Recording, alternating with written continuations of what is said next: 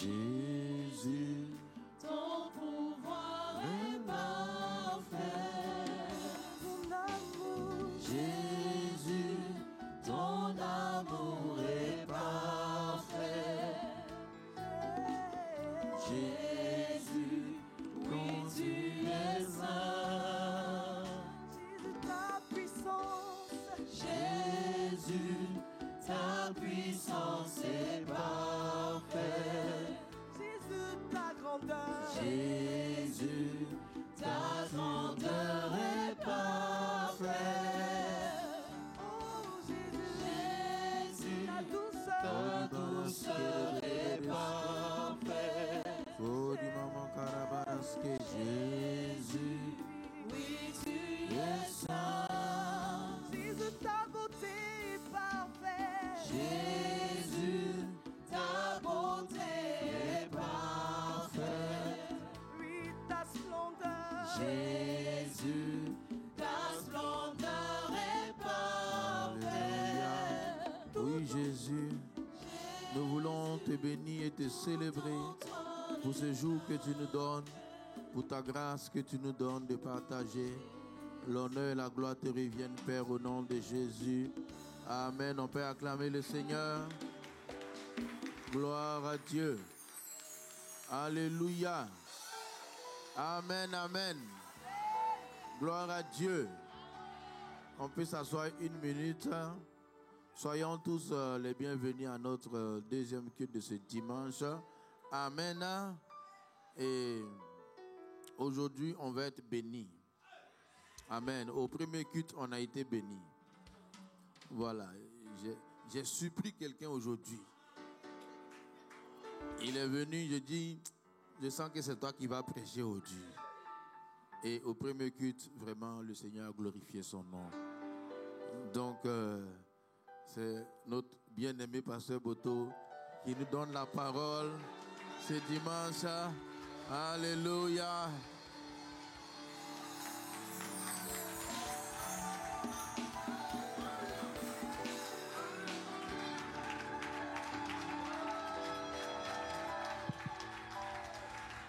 Amen, amen, amen. Amen. Le dimanche dernier, le pasteur disait dans le livre de Job, Dieu fait les choses d'une manière, tantôt d'une autre. Mais c'est l'homme qui n'y prend pas garde. Franchement, quand je venais ce matin, je ne m'attendais pas à ce que les choses se passent comme ça. Mais on glorifie le nom du Seigneur. Alléluia. Amen. Avant qu'on aille plus loin, je vais vraiment rendre grâce au Seigneur. Rendre grâce au Seigneur pour la vie d'un père de substitution qu'il m'a donné. Oui, je peux le dire. On dit un homme, quand tu avances, tu laisses des traces. Tu peux ne pas savoir où tu vas, mais souviens-toi au moins d'où tu es quitté. Alléluia. Et je ne peux jamais oublier où j'étais quand le Seigneur a favorisé une connexion entre moi et mon Père. Amen. Vous savez, quand je le vois, je suis content. Je sais qu'il est beaucoup fatigué. Mais il a été patient avec moi. Et aujourd'hui, on est arrivé quelque part. Mais je sais qu'on n'est pas encore arrivé. On a atteint un niveau, mais on doit aller loin. Vraiment, est-ce que vous pouvez vous joindre à moi pour bénir Dieu pour la vie du pasteur Moustapha? Alléluia. Amen, amen, amen, amen. Merci encore, papa, d'être mon coach. On peut se rasseoir. On va prier pour la parole. Père, nous te bénissons. Seigneur, tu fais les choses d'une manière, tantôt d'une autre. Et nous te rendons grâce pour ce que tu fais en ce jour. Il t'a plu de permettre que je sois le canal par lequel, Seigneur, ta parole sera donnée à tous tes enfants, moi en premier. Père, sois la source d'inspiration de ton serviteur que je suis. Inspire les pensées de mon cœur ainsi que les paroles de ma bouche.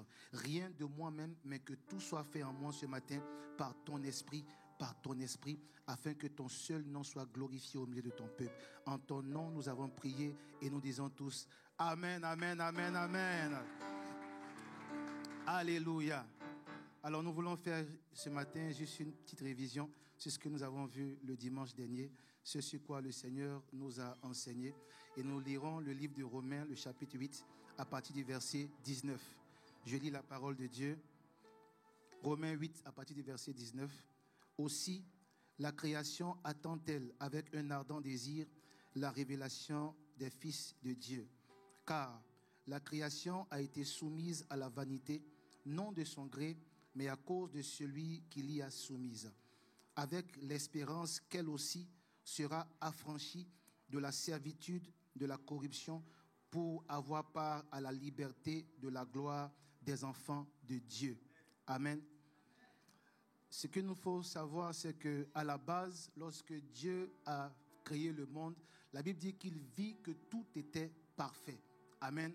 Mais lorsque dans le jardin d'Éden, Adam a été séduit par le diable et qu'il a mangé la pomme, la Bible dit que le plan de Dieu, automatiquement pour l'espèce humaine, a changé. Nous avons été retirés de la gloire de Dieu. Et dès lors, nous avons donné ainsi accès au diable de pouvoir nous maintenir sous un joug. Amen. Et c'est de cela dont nous allons parler ce matin. Comment arriver à sortir du joug, à sortir des difficultés.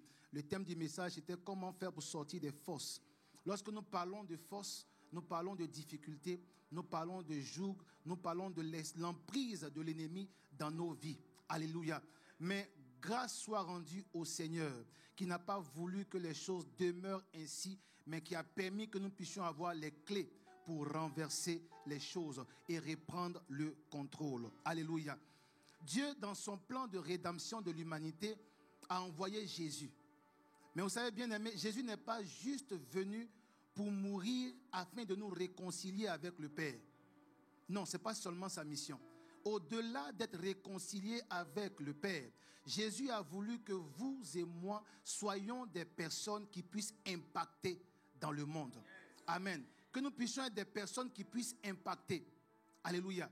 Mais pour arriver à impacter, il y a un processus. Dis avec moi un processus. Et c'est ce que nous avons vu le dimanche dernier.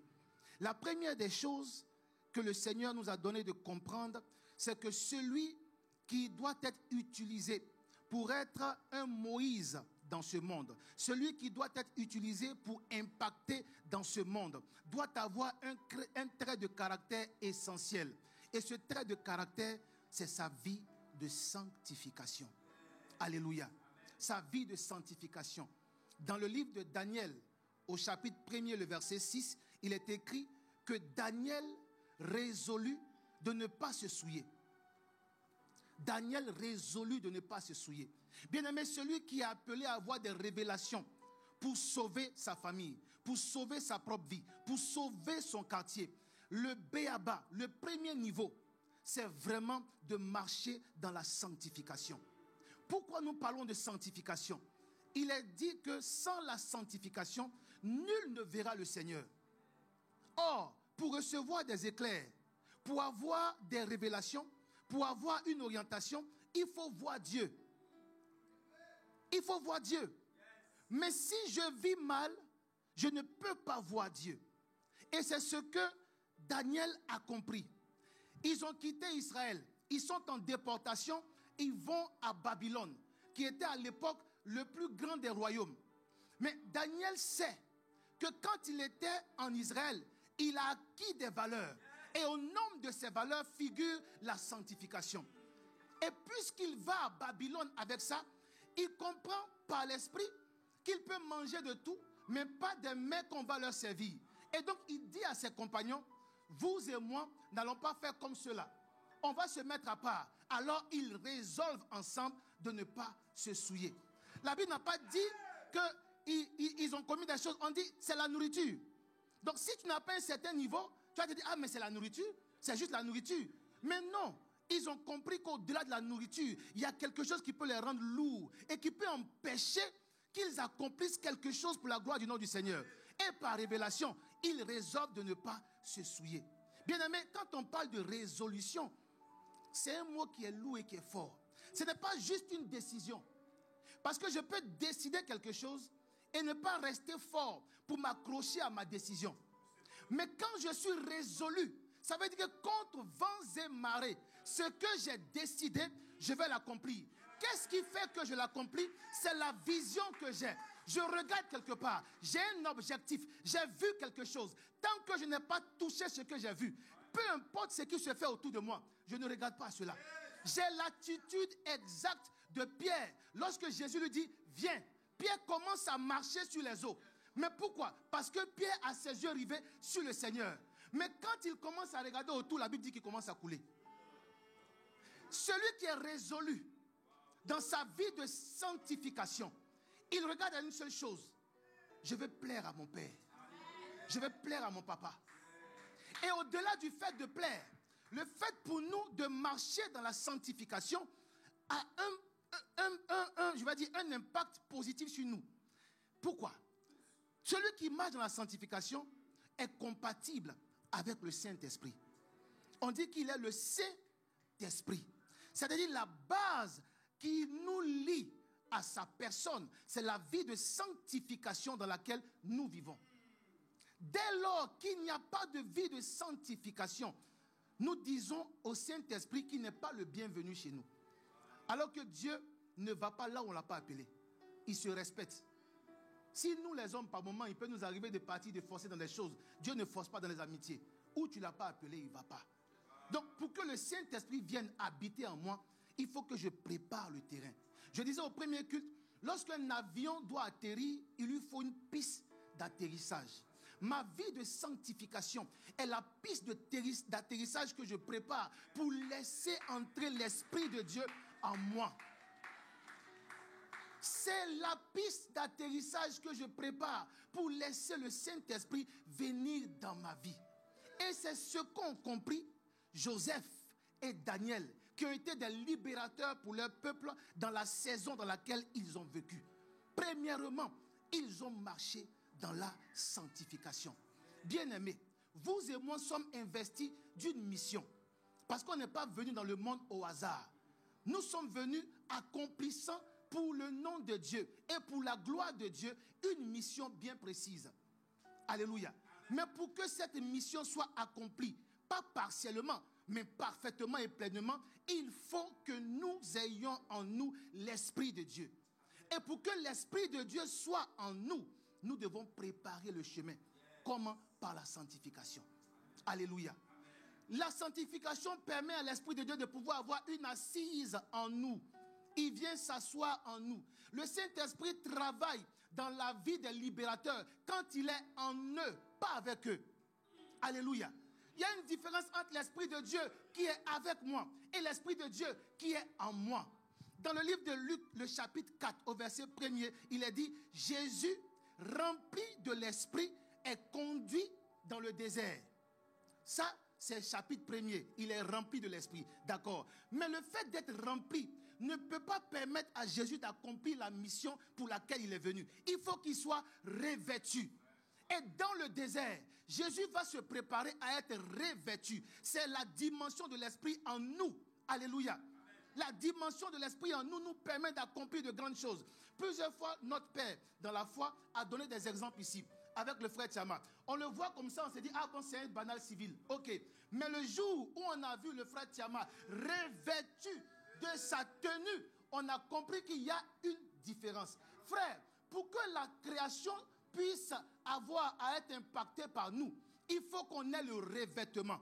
Le revêtement, en fait, c'est le fait pour nous d'avoir maintenant le mandat, le quitus, pour commencer à accomplir notre mission sur la terre. Alléluia. Il faut qu'on ait le mandat, le quitus. Regardez, pour entrer je vais dire quoi, à l'ENA, on dit qu'il y a un concours, d'accord. Lorsqu'on va présenter le concours et que nous sommes retenus, on va pour la formation.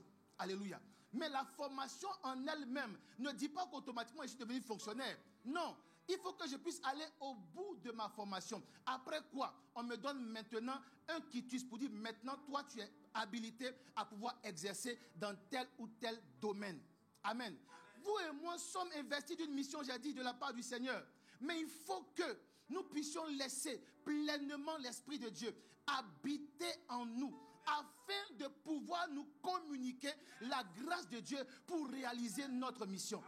Parce que l'Esprit de Dieu habitait en Joseph. Joseph a pu accomplir la mission de libérateur qu'il était pour Israël. Parce que l'Esprit de Dieu habitait en Daniel et ses compagnons. Ils ont pu aussi accomplir la mission pour laquelle le Seigneur les a appelés.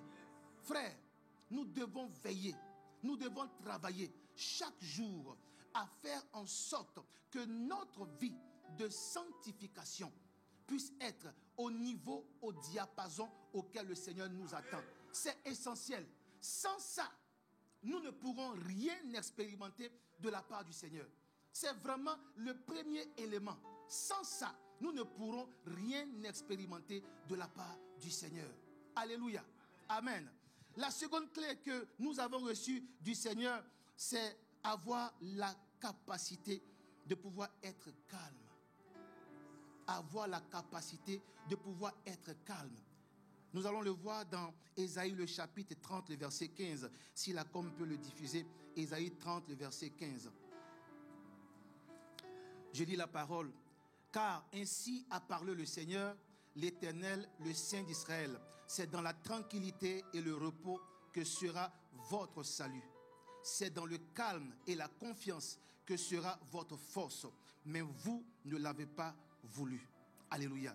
Bien-aimés, lorsque nous avons eu un choc, lorsque nous avons eu un malaise, un traumatisme, et que nous sommes conduits à l'hôpital, le traumatisme va faire en sorte que nous soyons agités. Amen.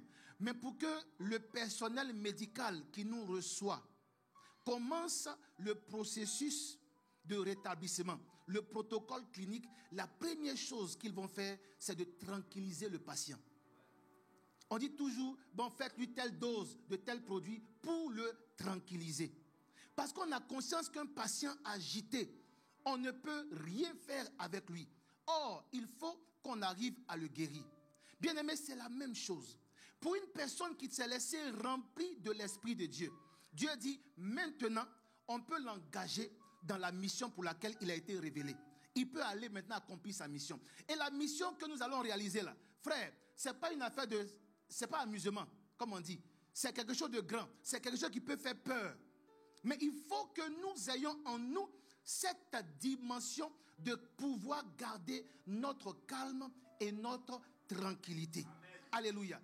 Il est dit, c'est dans la tranquillité et le repos que sera votre salut. Ça, c'est le premier niveau. Tranquillité et repos. Pourquoi je suis tranquille et pourquoi je suis dans le repos? Parce que je sais en qui j'ai cru. Amen. Alléluia. Je sais en qui j'ai cru. C'est-à-dire que ce ne sont pas de vaines paroles quand je dis que l'Éternel est Dieu. Quand je dis que Jésus est Seigneur. Quand je dis que Jésus est Sauveur. Quand je dis qu'il n'y a pas plus grand que toi. Quand je dis que tu es au-dessus de tout. Ce n'est pas des paroles en l'air. Il y a adéquation entre ce que je proclame et ce que je vis. Ce ne sont pas des paroles vides comme ça. Bien aimé, l'un des défauts que nous avons en tant qu'enfants de Dieu, c'est de proclamer beaucoup de choses, mais qui sont vides de sens. Amen. Nous disons dans les cantiques, dans nos prières, oh, qui est comme toi? Tu es le plus grand, tu es le plus beau, le plus merveilleux. Tu es comme ça. D'accord. Ce sont des exclamations, mais qui sont vides de contenu. Pourquoi? Parce que la conviction que je dois donner pour animer ma parole n'y est pas. Les paroles sont esprit et vie. La parole crée. Alléluia. Quand je dis Jésus est Dieu, si je ne crois pas à cela, ma parole est vide. Quand je dis Jésus est Seigneur, il n'y a rien qui accompagne. C'est juste du verbiage. Mais, excusez-moi, pardon. Non, excusez-moi. Ce sont juste des paroles comme ça. Quand je dis Jésus est Seigneur, il faut qu'il y ait adéquation entre ce que je déclare et ce que je sais de lui. Frère, peu importe le nombre d'années que nous avons fait dans le Seigneur, chacun de nous a pu expérimenter la seigneurie de Jésus. Chacun de nous, peu importe ton niveau de foi, tu as expérimenté un jour dans une situation que Jésus est Seigneur et que si ce n'était pas lui, le problème n'aurait pas pu être résolu. Frère, quand tu as expérimenté ça, tu dois appuyer ta foi sur ça. Et c'est sur cette base que tu dois faire tes déclarations. Dès lors, tu vois, tu peux être dans le calme et la tranquillité. Parce que tu sais qui est derrière toi. Tu connais ton derrière.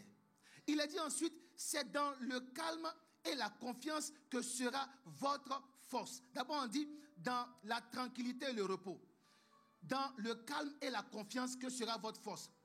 J'ai besoin de la force de Dieu pour sortir d'une situation. j'ai besoin de la force de Dieu pour qu'un problème soit décanté.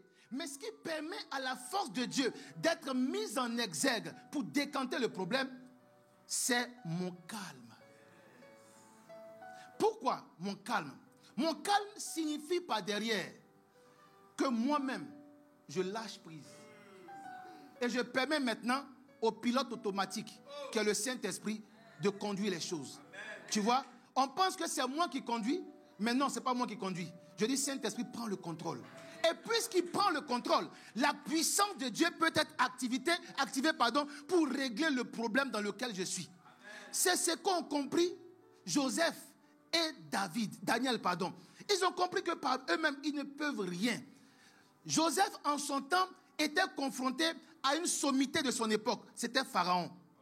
Daniel, en son temps, était confronté aussi à une sommité de son époque. C'était Nebuchadnezzar. Ce n'étaient pas des petites personnes. Frère, quand tu es confronté à des choses qui te dépassent, il faut laisser les commandes. Et il faut dire, Seigneur, prends le contrôle. Prends le contrôle. Conduis toutes choses. Si je n'ai pas la capacité de pouvoir être dans cette dimension, bien aimé, ça ne va pas marcher. Je ne pourrai pas apporter la libération pour laquelle Dieu m'a suscité. Je ne pourrai pas apporter la libération pour laquelle Dieu a voulu que je vienne. Or, il faut que mon peuple, que mon quartier, que ma famille, que ma vie soit libérée. Il le faut. C'est un impératif.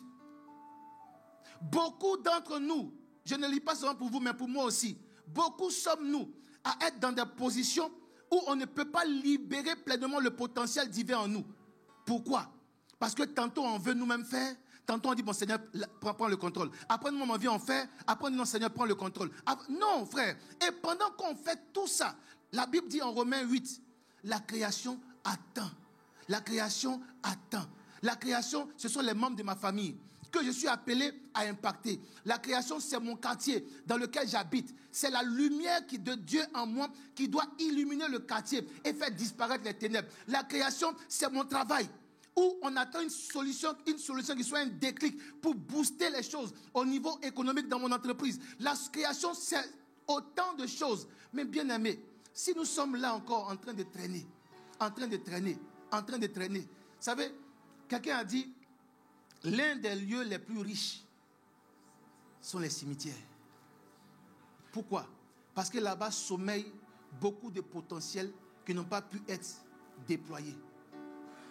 Des personnes qui étaient des solutions de Dieu pour régler tel problème, pour trouver tel médicament, pour solutionner telle chose, mais qui n'ont pas déployé soit totalement le potentiel, ou même qui n'ont même pas commencé, et qui aujourd'hui ne sont plus de ce monde.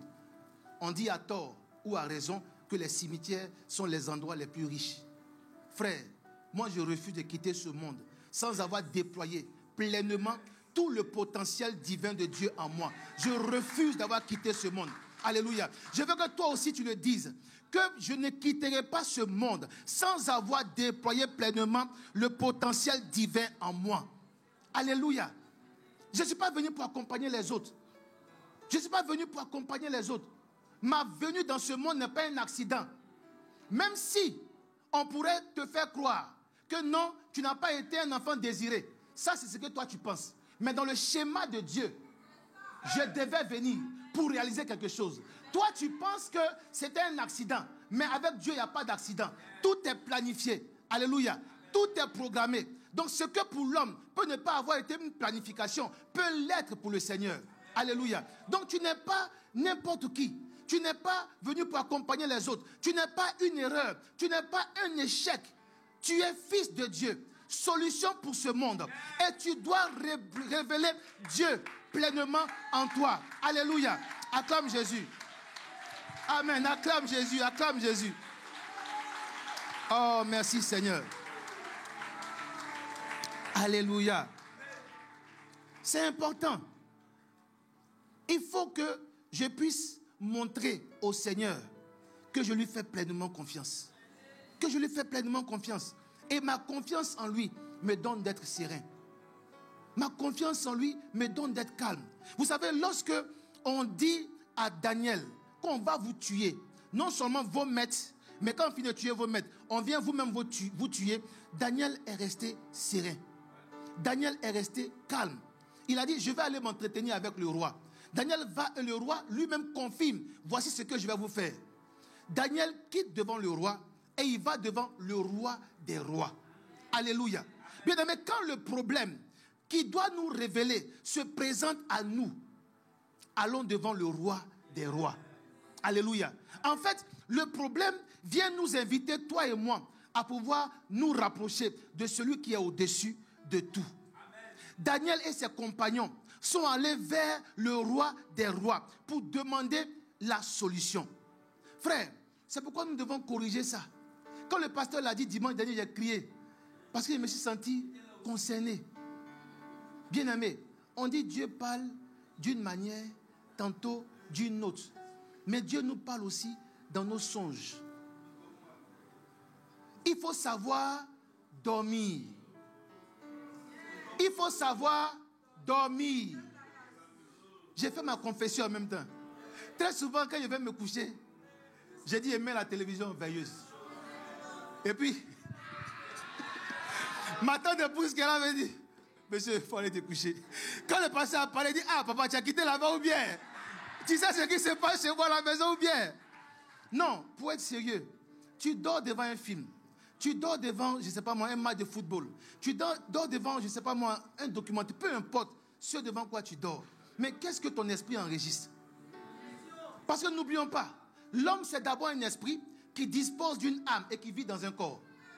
Donc quand Dieu doit me parler, Dieu ne parle pas à mon corps. Dieu ne parle pas à mon âme. Dieu parle à mon esprit. Parce que la version de moi qui est en correspondance avec Dieu, c'est mon esprit. Alléluia. Donc pour que Dieu me parle, Dieu veut parler à mon esprit. Mais lorsque mon corps est lourd, je dois aller entendre Dieu me parler pour un problème. Le soir, j'ai mangé 2 pains de foutou et j'ai mis encore du riz dessus pour dire c'est mon dessert. Et après il dit, mais il n'y a pas un jus, il n'y a pas un jus quelque part. Déjà je suis lourd. Maintenant quand j'ai fini ça, je viens mettre audio là, c'est quand même. Je vais zapper un peu. Ah, le film est à longtemps, vous voulez voir ça.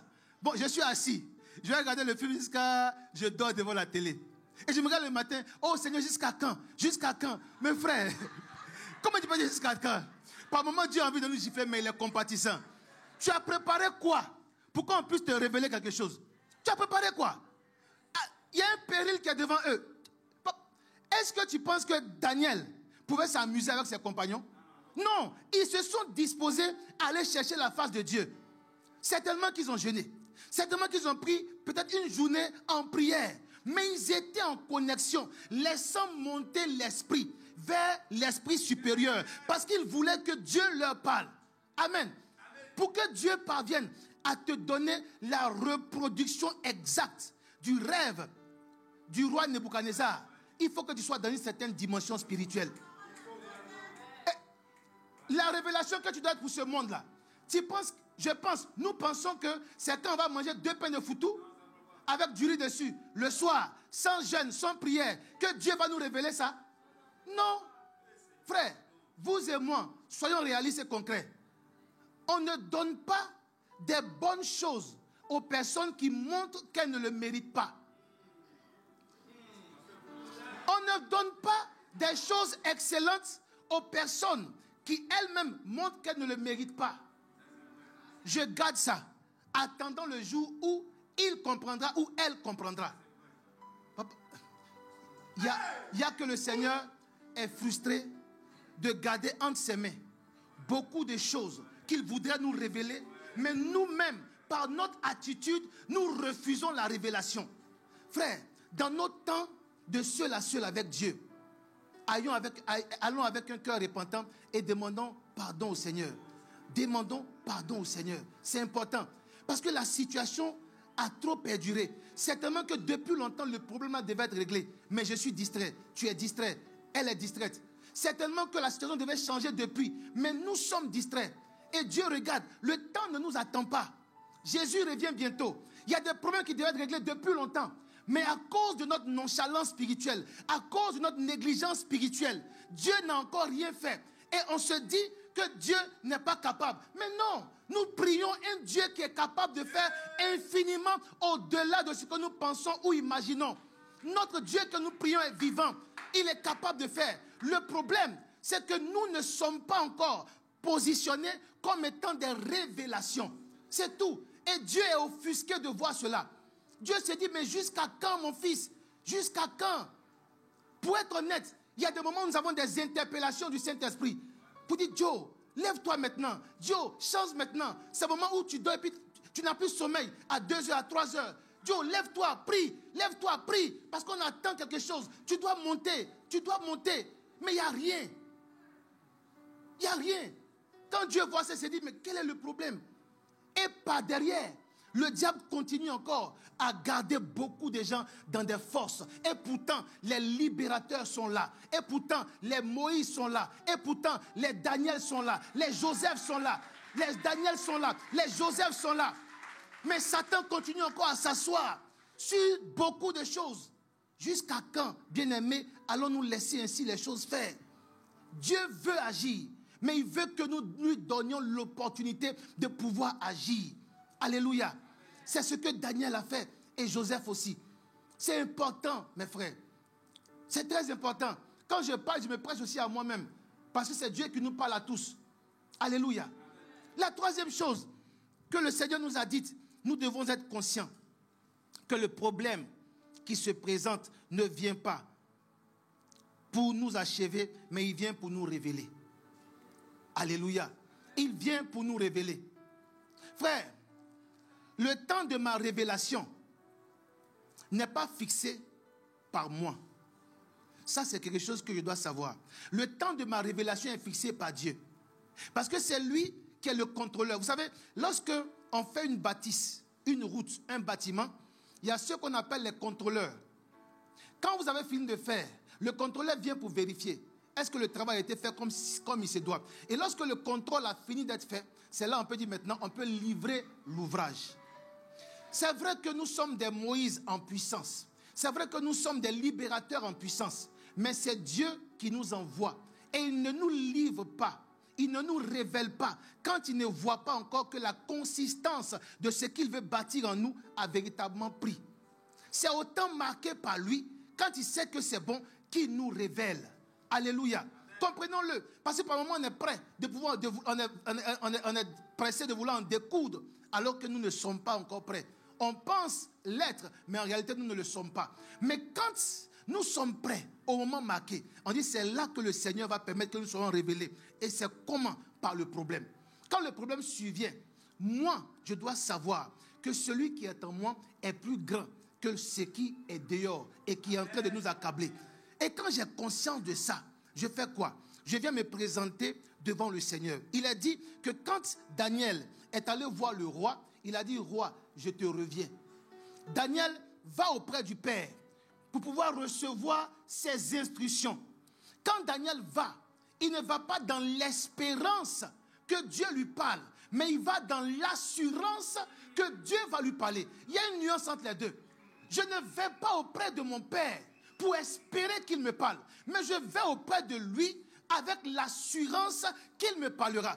Qu'est-ce qui fait la différence entre l'espérance et l'assurance? C'est la qualité de la relation que j'ai développée avec lui. Jésus disait dans sa prière, Père, je te loue de ce que tu m'exauces en toutes circonstances. Il n'a pas dit que tu pourras ou que tu pourrais. Il dit, tu m'exauces. C'est une déclaration qu'il a faite.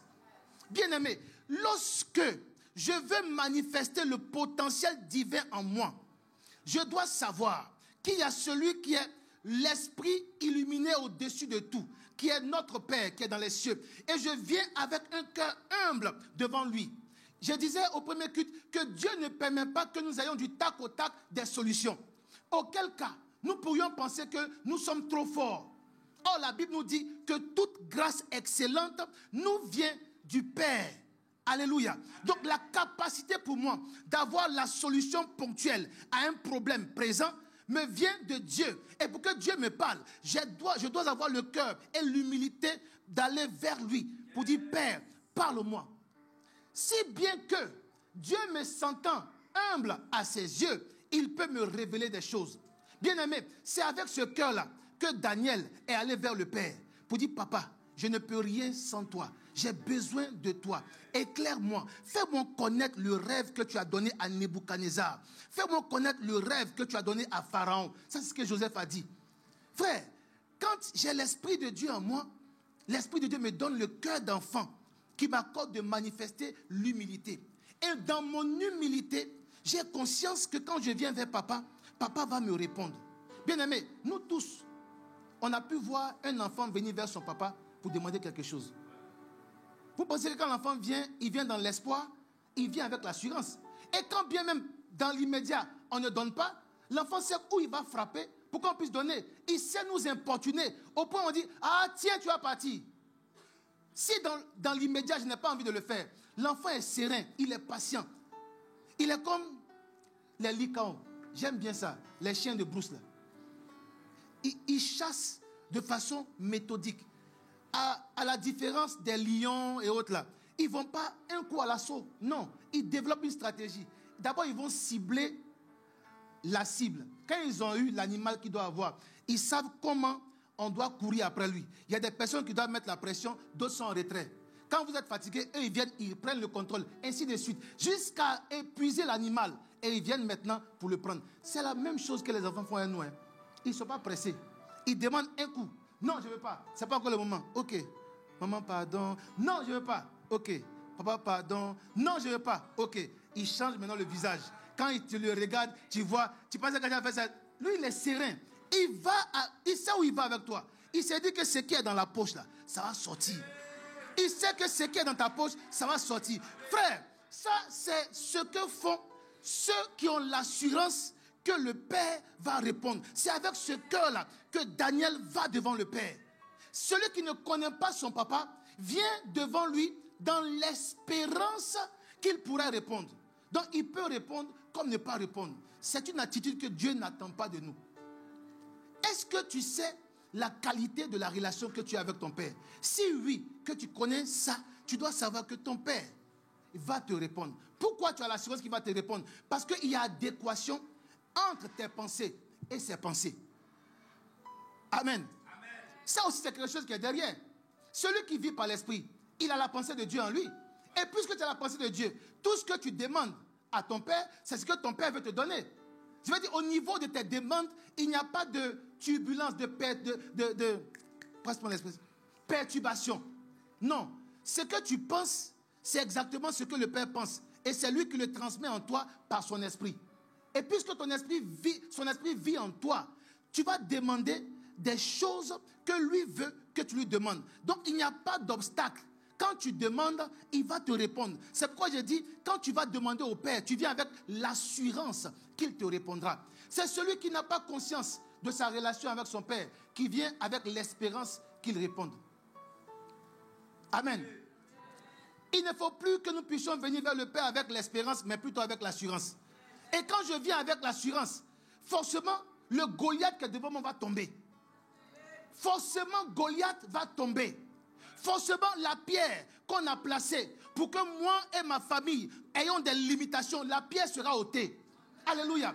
Forcément, la limite qu'on a établie pour nous, forcément, la limite là sera levée. Et nous pourrons nous aussi dire, nous avons eu confiance d'espérer au Dieu de toute possibilité. Acclame Jésus pour ça. Amen.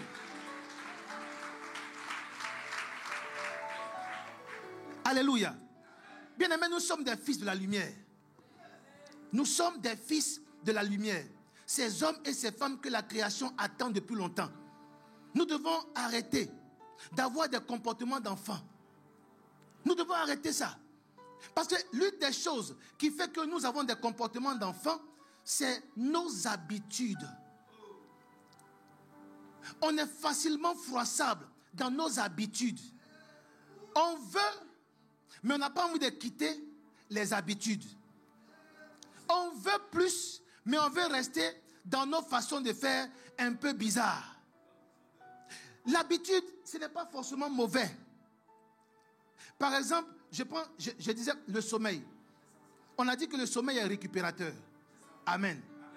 Mais par moment, le Seigneur va demander, pour que je reçoive des lumières, là, que je sacrifie une partie de mes heures de sommeil pour être avec lui. Il va demander ça. Donc, dans mon habitude de dormir 8 heures ou de dormir 6 heures, je vais devoir sacrifier quelque temps parce que Dieu m'appelle. puisqu'il veut me communiquer quelque chose. Alléluia. Mais si je refuse de me présenter pour dire que, ah, vraiment, moi, il faut que je fasse mes 6 heures de sommeil. Moi, en tout cas, mes 6 heures, là, ça, c'est pas discutable. Mes 6 heures de sommeil ou rien. Mais si tu fais tes 6 heures de sommeil, et quand Dieu t'a appelé pour te révéler quelque chose, en fait comment? Tu as fait tes 6 heures de sommeil.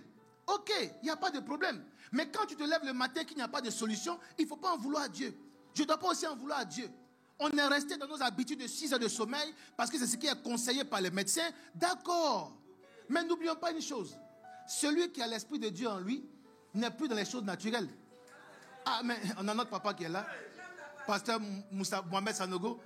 Est-ce que la force avec laquelle il a accompli ça, ce n'est pas une force naturelle? Toute la semaine, il a fait le programme de jeûne. Il a fait un temps mieux que 1000 ailleurs. Il a fait Night Fire. Il a fait le culte de miracle le samedi. Toute la force qui est déployée en lui, là, ce n'est pas une force naturelle. Qui mieux que Dieu sait qu'on doit avoir un sommeil récupérateur? Dieu sait. Mais si Dieu t'appelle pour dire, viens, on va rester dans un seul à seul pendant 2 heures, pendant 3 heures, pendant le temps qu'il va définir, il sait comment il va compenser ça après. Regardez, nous tous, on a pu expérimenter ça une fois. Il y a des moments où tu penses que tu es fatigué. Mais quand tu viens dans sa présence, tu ressors régaillardi. On a pu expérimenter ça. Tu te dis, ah, aujourd'hui, je suis fatigué. Vraiment, aujourd'hui, est-ce que je pourrais? Est-ce que je pourrais? Mais quand tu viens, Dieu renouvelle tes forces. Quand tu te lèves pour faire ce pourquoi il t'a appelé, il renouvelle tes forces. C'est quelque chose qu'on ne peut pas comprendre humainement. Mais c'est lui qui sait comment il fait. Alléluia. Donc, si on ne peut pas, par moment, laisser certaines habitudes, il nous sera difficile de pouvoir devenir des Moïse, des libérateurs pour nos familles. Alléluia. Parce que comment Dieu veut me révéler la situation, la solution, ce n'est pas moi qui définis. C'est lui qui sait. Ça peut être pendant que je marche, ça peut être quand je suis couché, ça peut être dans un message, ça peut être. Mais c'est Dieu qui définit. La seule chose qu'il me faut, c'est d'être alerte. Parce que je ne sais pas quand et comment la solution viendra. Bien-aimé, il me faut aussi avoir la capacité de pouvoir sacrifier certaines émotions. C'est important. On ne parvient pas à être des libérateurs. Parce qu'à ce niveau-là, on est encore coincé. Au niveau de nos émotions. Alléluia. Entre autres émotions, la colère. On a gardé trop de gens dans les congélateurs de nos cœurs. Il a fait ci, elle a fait ça. Ça, il ne peut pas laisser ça. Hein. Mais quand tu viens parler au frère ou à la soeur, comment tu vas? Ah, je vais bien. Mais quand il dit je vais bien là, toi, tu ne sais pas. Tu ne sais pas où je t'ai mis. Tu ne sais pas ce que... Non, c'est de l'hypocrisie. Ce n'est pas bon. La colère ne peut pas me permettre de pouvoir accomplir ce pourquoi Dieu veut que je sois le libérateur de ma famille. Non, le fait de garder les gens dans mon cœur. On a trop gardé les gens dans nos cœurs. Libérons-les. Ouvrons les prisons. Ouvrons les portières des congélateurs. Libérons les gens là maintenant. Libérons-les. Libérons-les. Libérons-les. C'est important. Alléluia. C'est important. Comment le Saint-Esprit peut travailler? Comment le Saint-Esprit peut travailler avec quelqu'un quand toi-même, tu gardes dans ton cœur des personnes qui sont appelées à être libérées? Comment tu peux être un libérateur? Toi-même, on dit que tu dois libérer des gens, mais tu as gardé des gens en prison. C'est façon, hein? On dit que tu es libérateur. Tu es un libérateur. Mais toi-même, dans ton cœur, là, tu as enchaîné des gens. Frère, comment l'Esprit peut t'utiliser pour libérer les gens? Bien aimé, Dieu connaissait le cœur de Joseph. Dieu savait qu'il allait avoir une famine devant. Dieu savait que la famine là allait affecter son peuple. Il s'est préparé son libérateur, en l'occurrence Joseph. De tous les enfants de Jacob, Dieu savait que le cœur dont il a besoin, c'est celui dont dispose Joseph. Un cœur qui sait pardonner. Frère, ce que Joseph a subi, beaucoup d'entre nous ici ne pourront pas pardonner aussi aisément. Pas évident. On parle pas de mes cousins, pas de mes amis, mais de mes propres frères, mes grands frères, qui m'ont vu grandir, qui connaissaient ma maman, mon papa. Ils m'ont chéri, beaucoup m'ont bercé, parce que Joseph faisait partie des derniers. Et on me dit, va voir tes frères, même si ma bouche est à Praïs, que je parle beaucoup. Parce que c'est quoi on reprochait à Joseph? On dit, il parle trop. Il parle trop. C'est lui qui va rapporter. C'est tout. Mais ce que Joseph rapportait là aussi, là, dans le fond, ce n'était pas faux. Hein. C'est quand ses frères déconnent, ah papa, ils ont fait ça. Quand ils ont fait ça, ah papa, ils ont fait ça. Donc dans le fond, Joseph n'était pas en train de dire des choses qui ne sont pas vraies. Il révélait à son papa le mauvais comportement de ses grands frères. Mais eux avaient gardé ça dans leur cœur, les prisons de cœur là. Ils avaient gardé Joseph. Quand ils l'ont vu, on dit bon d'accord, d'abord on dit tuons-le. Après on dit non, jetons-le de la fosse. Mais quand tu as vécu ça, et qu'à cause de ça, tu as été privé de l'affection paternelle, tu as été privé de beaucoup de choses. Et ce n'est pas seulement ça. Après on le prend, on l'envoie chez Potiphar en tant qu'esclave. Après ça, il va dans la prison de Pharaon. Et enfin, Dieu me permet de régner. Et puis on dit, voici tes frères. Bien-aimés, le jour de mon jour est arrivé. Aujourd'hui, tout va finir. On va se laisser. Toi, Ruben, c'est toi, avant de descendre, tu m'as mis un Acholoué. C'est grand frère de Kokota. Parce qu'il y a le Kokota et puis il y a l'Acholoué. Il y a toujours des grands frères qui ont fait ça. On a été des petits frères qui ont fatigué les grands frères. Donc, au lieu de donner le Kokota, on donne l'Acholoué. Donc, toi, Ruben, avant de descendre là, c'est toi qui as donné l'Acholoué. Et puis, quand il était dans le fond, Lévi, c'est toi qui disais, voilà, il peut dire tout ça. Mais Joseph avait dépassé. Et Dieu savait que le cœur du libérateur dont il a besoin, c'est ce type de cœur. Bien-aimé, pour être de véritable Moïse, on doit arriver à sacrifier beaucoup de choses, notamment au niveau de nos émotions. Nos cœurs sont des freins à l'expression du potentiel divin en nous. Amen. Mon cœur, ton cœur, peuvent être des freins à l'expression du potentiel divin en nous. Parce que comment le Saint-Esprit peut bien se mouvoir en moi pour accomplir de grandes choses si je pense mal de quelqu'un, si je pense vengeance, si je pense... Ça ne peut pas marcher. Et ça ne marchera pas. Et on va se dire non que nous servons un Dieu qui ne répond pas tous les jours. Non, nous servons un Dieu fidèle et qui répond, mais qui répond aux personnes qui ont le cœur qu'il faut. Je vais t'utiliser comme David pour libérer beaucoup de choses. D'accord? Comme Joseph, comme Daniel. Mon cœur. Il faut que mon cœur soit aussi affranchi de beaucoup. Alléluia. Je ne peux pas être un libérateur efficacement avec un cœur pareil. Alléluia. Amen. C'est important. Parce que Joseph a pu avoir le cœur qu'il faut pour ne pas en vouloir à ses frères. Dieu a permis qu'il soit utilisé à dessein pour accomplir de grandes choses à la gloire du nom du Seigneur. Alléluia. Amen. Bien-aimé, Dieu nous attend à un niveau. Dieu nous attend à un niveau. Ce n'est pas l'équation divine qui est un problème. Mais si jusqu'à présent, ça n'a pas encore pris, c'est mon cœur. C'est ton cœur. Ce sont les dispositions dans lesquelles nous sommes. Est-ce que nous sommes disposés pleinement à marcher dans la sanctification pour permettre à l'Esprit de venir habiter en nous? Si oui, est-ce que lorsque l'Esprit de Dieu arrive en nous, nous voyons le problème plus grand que le Seigneur lui-même? Amen. Parce que mon calme, ma tranquillité et ma sérénité me rappellent tous les jours que celui qui est en moi est plus grand. Et puisqu'il est plus grand, je peux dire que le problème est petit et qu'il va se résoudre.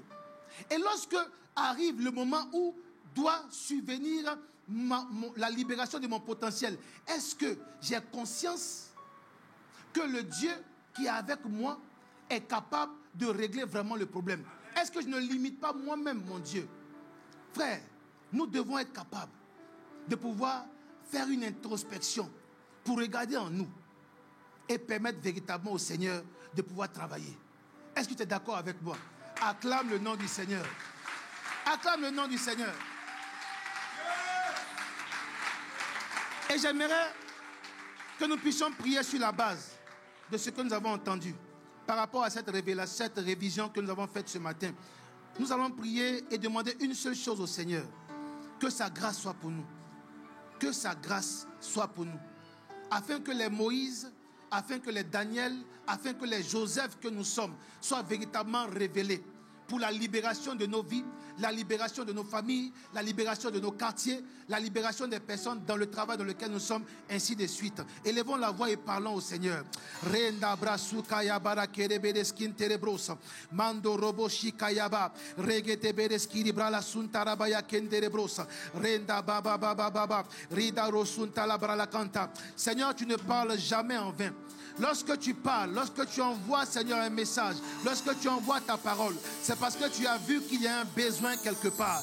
Père, tu nous connais mieux que personne d'autre. Et tout ce que tu as livré, tout ce que tu as donné, Seigneur, comme solution, comme clé, c'est parce que tu as vu que nous en avons besoin. Papa, que ta grâce soit pour nous, afin de nous aider à marcher dans la sanctification. Papa, que ta grâce soit pour nous, afin que nous puissions garder notre calme, notre quiétude devant les situations et continuer, Seigneur, à avoir les regards fixés sur toi. Papa, que ta grâce nous soit accordée, afin que lorsque surviendront les problèmes, que nous puissions définir que ce sont ces moments qui vont nous révéler, que ce sont ces moments qui vont permettre, Seigneur, que tes solutions soient révélées à la création. Oh Dieu, que ta grâce soit pour nous, que ta grâce soit pour nous, Père, que ta grâce soit pour nous, au nom de Jésus. Merci, Seigneur, merci, Père, pour l'amour que tu nous manifestes.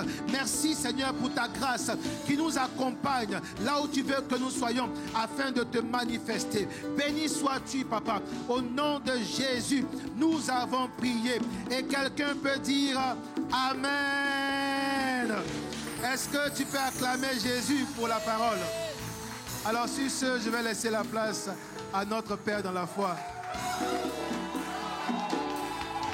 Alléluia.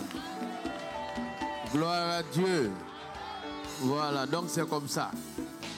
C'est ce qui est ça. Amen. Est-ce que vous n'avez pas été béni? Ah. Voilà. Et ça fait plaisir à un père. Moi, ça me fait plaisir.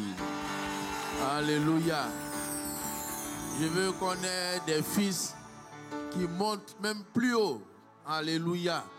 Alléluia. Jésus a dit même les choses qu'il fait, on va les faire, on va faire de plus grandes. En tout cas, que Dieu te bénisse, Pasteur Boto. Oui, parce que si c'est certain, ils allaient avoir mot de ventre. S'il y en a, si on dit viens prêcher, il allait dire oh mon ventre. Que lui n'est pas préparé. Parce qu'il ne s'est pas préparé. Alléluia. Mais quand c'est comme ça, le Saint-Esprit t'utilise plus. Quand on ne se base pas sur nous-mêmes, qu'on se remet entre ses mains, on est vraiment un instrument utile.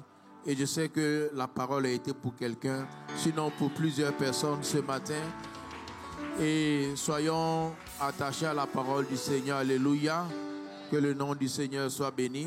Nous allons apporter